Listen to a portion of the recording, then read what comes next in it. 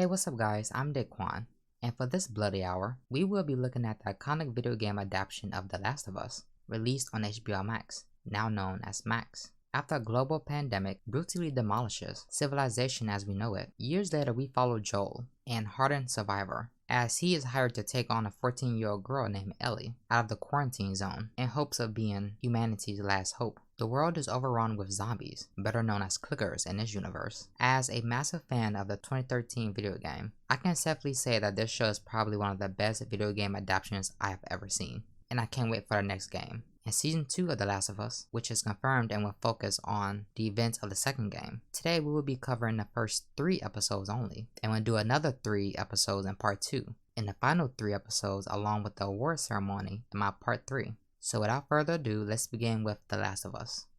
The show begins in 1968 with a couple of scientists talking about a possible future global pandemic that could change the world. They mention that some fungi doesn't want to kill, but to take control, and that they can alter our minds. The fungi also needs to eat, so it devours the host body from the inside, replacing it with flesh from the fungi. The fungi or fungus doesn't let the host die by preventing decomposition. They continue the conversation as the scientist says, if this fungi outbreak were to happen, all mankind would lose because there is no cure. We then get the iconic opening sequence, showing the fungus slowly spreading through the ground. The music is honestly a bop, and I gotta add it to my playlist. We are now in The Last of Us. Starting in 2003, we meet Sarah, Joel's daughter. She goes to wake up a heavy sleeper Joel, making breakfast for the birthday daddy. Sarah realizes there is no pancake mix. This may seem minor, but it's actually a good thing that they didn't have none.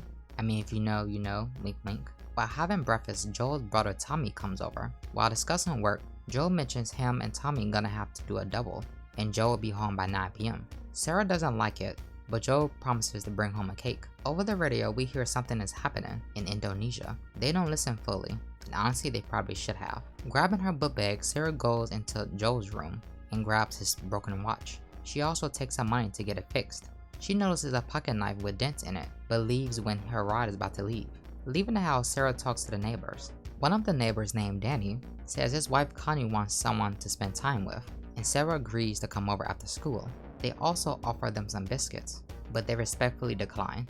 They drive off as we learn they live in Austin, Texas. We then cut to Sarah in school. She keeps eyeing the clock ready to go home, and the bell rings and it's finally time to leave. Sarah then gets on a bus and gets off at a jewelry fix shop. The worker says it's gonna cost $20 to fix it. While looking around, we see fire trucks and a squad trucks drive by as Sarah doesn't see it. The wife of the worker, I'm assuming, closes shop and tells Sarah to go home after the worker gave her the fixed watch. Sarah then heads over to the neighbor's house. Sarah asks if everything's okay because she saw a lot of police out on the streets, but Danny's wife Connie says that happens every day. Connie decides her and Sarah are gonna make raisin cookies, and Sarah looks disgusted. While Sarah is doing her homework, she decides to look at Connie's DVDs. In the background, we see Connie's mom start moving in a creepy way.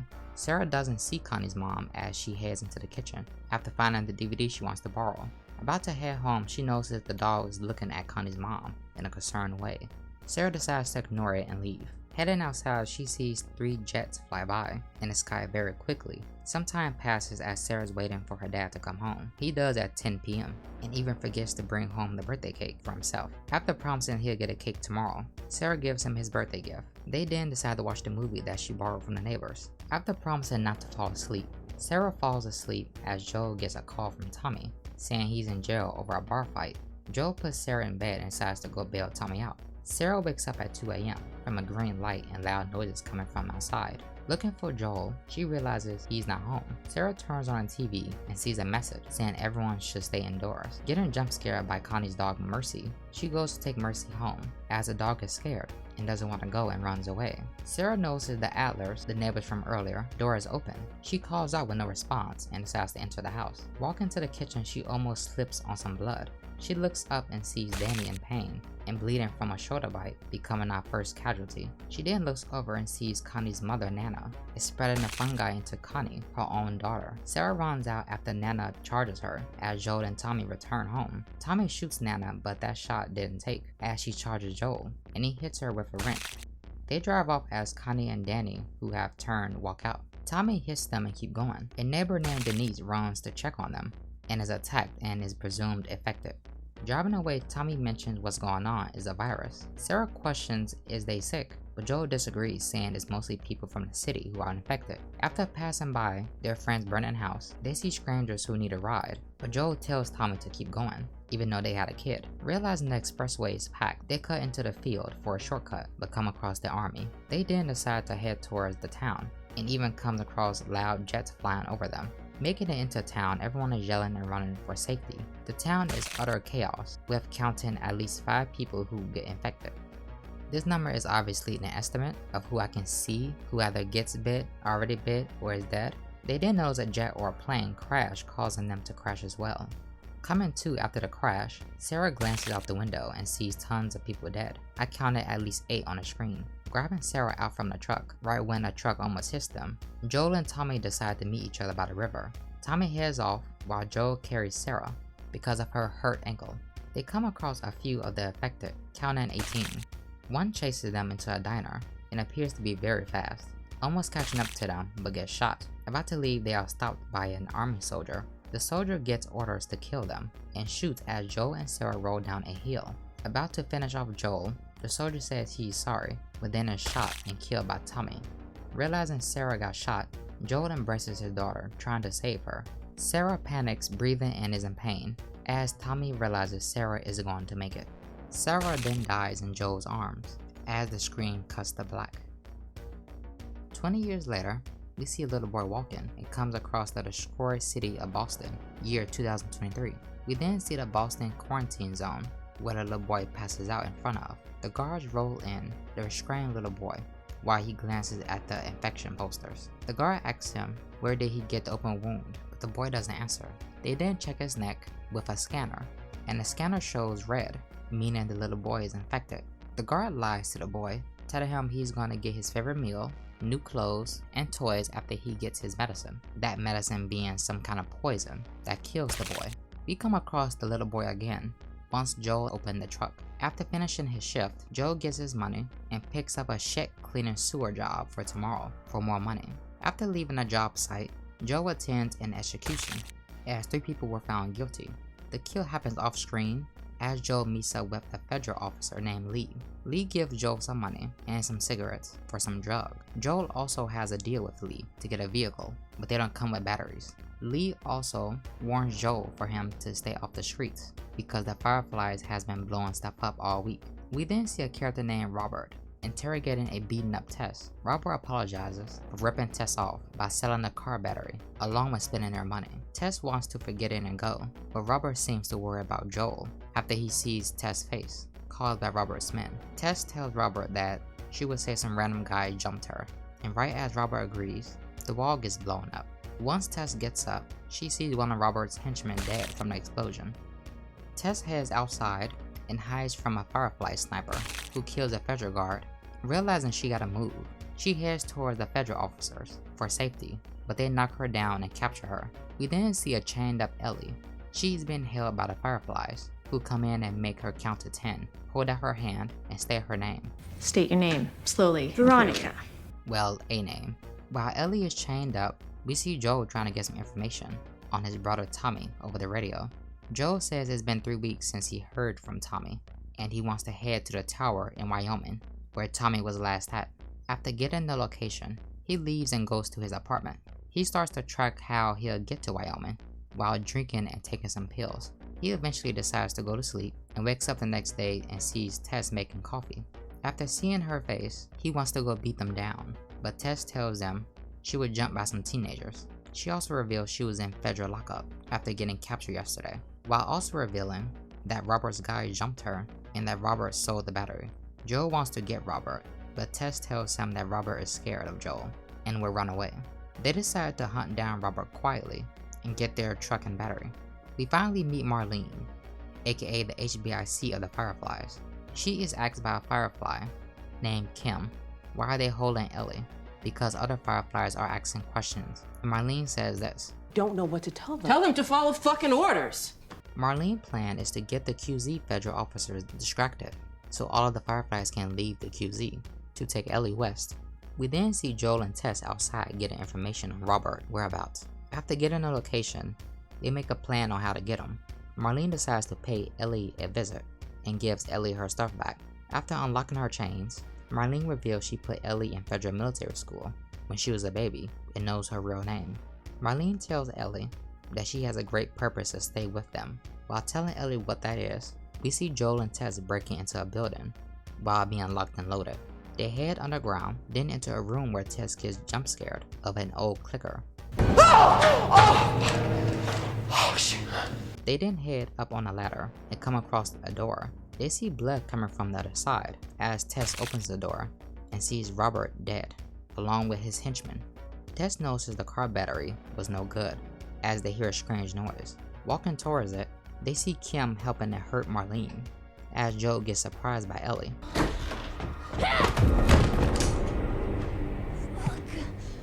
Marlene tells them she needed the car battery from Robert for a more important reason than Tommy.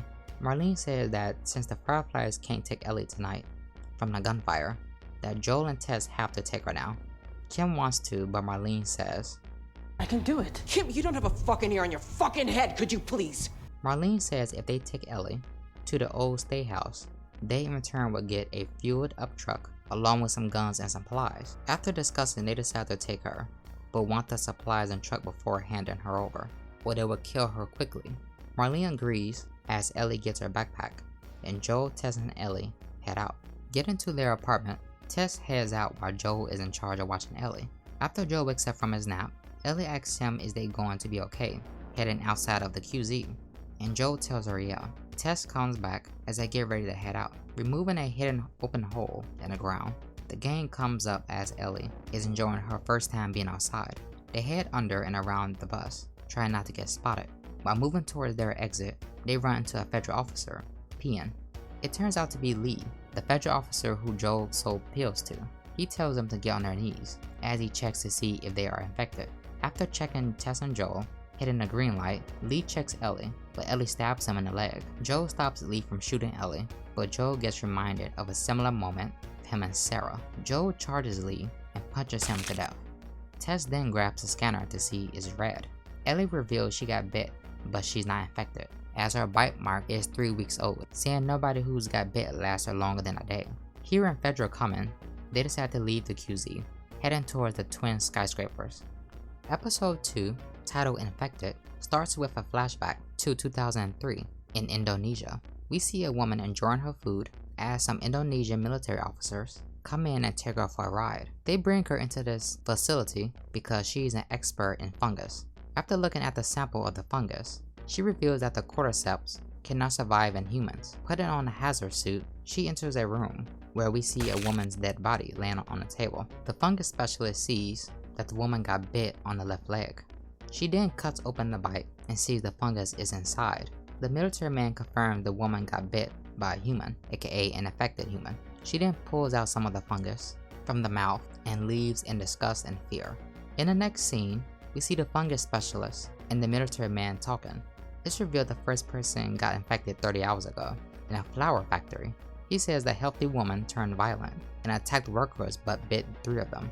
The 3 bitten workers were observed then executed. The worker who bit the woman is still missing, meaning the fungus is spreading. The military man asked the fungus specialist for a possible vaccine or medicine, but she said there is no vaccine or medicine and that they should bomb the city with everyone in it. She then asks to get driven home so that she can be with her family for the remaining time. We then cut to Ellie taking a nappy nap. She wakes up and sees Joel and Tess watching her, being ready if she turns. After showing them her arm to show the bite isn't getting worse, they ask why Marlene kept her alive, and Ellie tells them because they noticed after testing Ellie, every day they noticed that she was normal and not infected. After going to pee and using magazine pages to wipe, ouch. Joel tells Tess Ellie is still gonna turn and that they should find a different way to get the battery. Tess says this is their best shot, but Joel disagrees. While Tess and Joel are eating some beef jerky, they are watching Ellie eat a fat ass sandwich. Curious on why Ellie is important to Marlene, she asks Ellie and Ellie says that she's the key to a vaccine. After a back and forth, Joel finally agrees with Tess and says this: If she so much as twitches, don't. Heading outside for the first time in the daytime is a first for Ellie. She is amazed at how different it looks from the nighttime. After passing a bomb hole, Tess says that they bombed areas to get rid of the infected, and it worked for the QZ, but not for other places. Walking on a highway, Ellie reveals that she got bit in a sealed off mall. Tess is impressed at how brave Ellie is, as Ellie reveals that she is also an orphan. They stop once they hear a clicker screech. They then decide to keep going. They then enter a flooded hotel. After Ellie reveals she doesn't know how to swim, Joel does this. Do you think we have pools in the QC? No, smartass. I mean, Ellie is amazed at how gross the water is, too amazed that she is jump scared by a rotting skeleton. After walking up 10 floors, they are blocked up by some concrete. While Tess is looking for another way around, Joel and Ellie awkwardly try to waste some time by talking. Joel reveals that clickers can move around for years and that he has killed lots of them. Before talking about the QZ officer he killed last night, Tess unblocks and opens the door. They walk to a balcony and sees over 100 clickers just laying on the ground making noises. Tess reveals that the clickers are connected by like long fibers stretching over miles. If you wake up one clicker, you can possibly wake up dozens of clickers from far away. They then will come to where you are, and even though Ellie is immune, she isn't immune from being ripped apart. They then head to a museum. The problem is that the building is infected by fungi, but Joel says they are most likely all dead. Getting the flashlights out, they head into the museum. While looking around, Ellie sees a dead guy who was recently bitten. They decide to remain quiet just in case there are some clickers around. They head upstairs with tons of fungi all over the floor. They carefully step over it as Ellie accidentally steps on one, but nothing appears to happen. They continue on and enter a room. They do not greet it with a clicker screech. Moving back slowly, they hear another clicker and hides against a glass case. Joe whispers to Ellie that the clickers can't see them, but can hear them. While a clicker moves in closer to them, Ellie accidentally breathes a little too loud. As a clicker screams and Joe shoots it, another clicker appears as Tess shoots and misses, then takes Ellie away but trips. Ellie hides while Tess leads the clicker away, and Joe reloads his gun, trying to quietly put in bullets. The clicker hears a noise and follows it. Joe goes to Ellie as they move around the clicker. Stepping on some glass, the clicker jumps on Joel as he shoots the clicker off. He then shoots the clicker again, this time killing it.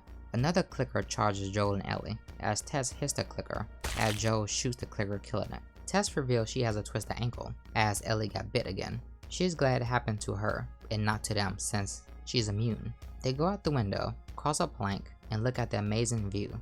Then they head down the ladder. They reach the Capitol and wonder where are the fireflies. After seeing some recent blood, they realize they went inside. Going into the Capitol, they see 6 dead fireflies. Joe sees one firefly got infected and killed the others. Joe then tells Tess it's over, but Tess says she's staying. Ellie realizes Tess got bit, and Tess confirms it by showing her bite mark. Tess shows Joel that Ellie's recent bite mark isn't getting worse, while hers is. Tess wants Joel to take Ellie to Bill and Frank's, because they would know what to do. Suddenly a clicker wakes up, but Joel quickly shoots it. After shooting it, we see fungi move around the hand, waking up the clickers we saw earlier, and they charge to where Joel, Tess, and Ellie are.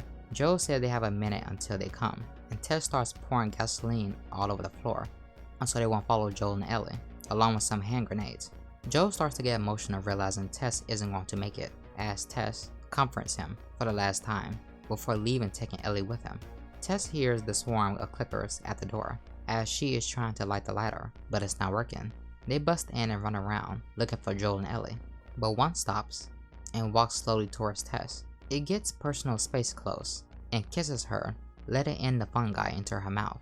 As this is happening, poor Tess is still trying to light the ladder and finally does it, and drops it on the ground, blowing up the whole ground level room, killing Tess and all the clickers.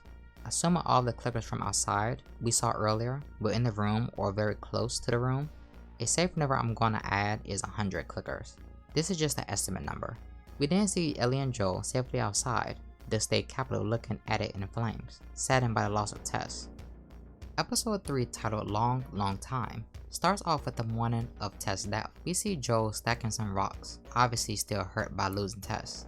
While Joe is giving Ellie the cold shoulder, Ellie tells him that it's not her fault that they made the deal with Marlene, so he can't be upset with her. Joe silently agrees as they head off for a 5-hour hike. Ellie asks Joe about his scar on his head, and Joe says he got shot but the bullet just grazed him. They enter a gas station because Joe stashed some supplies there as Ellie sees a broken Mortal Kombat 2 arcade machine.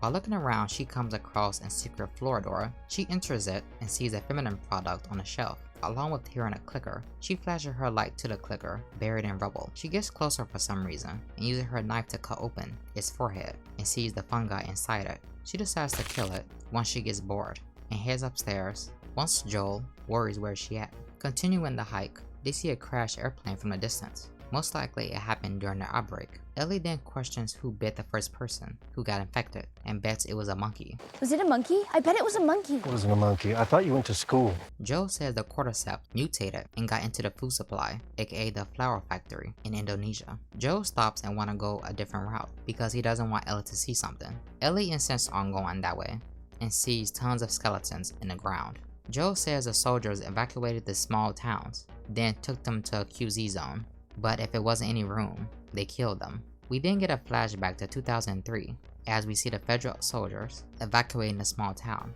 We then meet Bill. He is underground, hiding from the federal soldiers because he doesn't trust them. He was right because everyone on his truck ended up getting killed. There's another truck we see on the camera Bill is watching, but I'm unsure if they got killed as well, so I'll just be counting this truck because of the flashback tie in with the mother and her baby. Having all the guns and ammo he needs, Bill checks to see if the coast is clear. He walks outside to a ghost town. He decides to do anything he wants because he can, like take a boat, get all the gas he wants, and go to a Home Depot for supplies. He's building a protective area for himself just in case he gets uninvited guests. While eating dinner, Bill gets an alert of a clicker by the gates. The clicker walks right into a shotgun shot, killing it instantly. Bill set up a security gate that only opens with his password during a 4-year time skip in 2007. While working on something, he gets an alert that something fell in his trap hole. He goes to check it out and hears it's a man. This man's name is Frank and he is from a Baltimore quarantine zone. Bill decides to let him up, but he scans him first to see is he infected, but he's not. Bill tells Frank to go, but Frank tells him that he's very hungry. Bill thinks about it and lets him stay for dinner, and even lets him shower and gives him fresh clothes. After eating dinner, Frank decides to play the piano.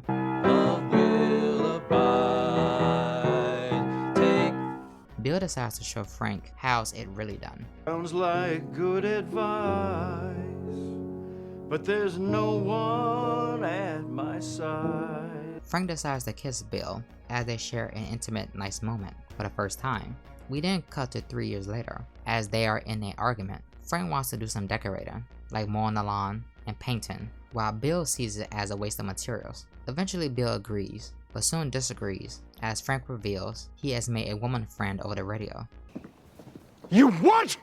The woman friend turns out to be Tess, as her and Joel are having lunch with Bill and Frank. While Tess and Frank goes inside, Joe and Bill talk about helping each other by possibly trading. While Joel and Tess are heading out, Joel warns Bill that armed people will eventually get in, but Bill suggests that they will be fine. 3 years later in 2013, we see that Bill has used smashed cars to make a wall for protection. After jogging, Frank surprises Bill with some strawberries he got from Tess and Joel. Frank traded one of Bill's guns for their strawberry seed packs. They then almost have sex on the porch strawberries. On a rainy night, some armed gunmen passes Bill's security system. Frank wakes up and runs to check on Bill. He goes outside and sees Bill shooting at them, with 3 of them being on fire. Bill shortly after confirms the others were killed by the gate electricity, so I include them too. One of the men shoots Bill in the stomach as Frank helps him in the house. Frank helps Bill take out the bullet, as Bill wants Frank to call Joel, thinking he'll die so Frank won't be alone. We then see Bill and Frank 10 years later in 2023. Frank is now in a wheelchair and appears to be sick. The next day, Frank gets into his wheelchair by himself, but Bill doesn't like that. Frank then tells him he's not getting back in bed because today is his last day. Bill doesn't want to accept Frank is leaving him. Frank wants his last day to be perfect by doing everything he loves, and even wants him and Bill to get married. At the end of the day, Frank wants Bill to take all the pills, crush them up, and put them into his wine. Then he wants to fall asleep in Bill's arms. Bill only agrees because he sees Frank is hurting, and he wants to respect what he wants. They head to the boutique for their wedding outfits and then exchange rings and get married. After having dinner together for the last time, Bill then pours the wine in their glasses. He pours the smashed pills into Frank's drink and mixes it up and gives it to him. Frank drinks it all, and after seeing Bill chug his wine also, Frank figures out that Bill has already poured the pills into the wine bottle. Bill reveals Frank is his purpose to live, so they can go out together. Frank is upset at first, but quickly thinks it's romantic. Bill pushes Frank into the bedroom, one last time in a sad conclusion. We then see Joel and Ellie appear at Bill and Frank's place. They enter from the gate, and Joel notices their flowers are dead. They enter Bill and Frank's home, as Joel calls out to them, with no response. Ellie notices a note that says from Bill. He wrote it for Joel, and it says that both Bill and Frank are gone, and that they shouldn't enter the bedroom because their bodies will be not pleasant to see, and that they opened the window so the house wouldn't smell. Bill also left a key and tells Joel that he can take anything from the house. Joel gets sad once he sees Bill wrote to keep Tess safe. Joel tells Ellie that Tommy can take Ellie to the Fireflies since he was one. He also tells her to don't mention Tess and to not mention to anyone of being immune. They head downstairs to get some equipment and some food. After taking a much needed shower, Ellie finds one of Bill's guns and hides it in her backpack. They get loaded into the car while Ellie is having the time of her life, being it's her first time in one. They head off towards Wyoming to find Tommy, listening to music I cannot play because of copyright. We also get a final shot from inside Bill's and Frank's room window. We don't see their bodies, but it's a cool send-off. And that's it for now. I will be back with the next 3 episodes in part 2, and the final 3 episodes in part 3, along with my award ceremony. Stay safe, drink water, and be the best person you can be. My name is Daquan, and that's the end of this bloody hour. I'll be back soon. Peace.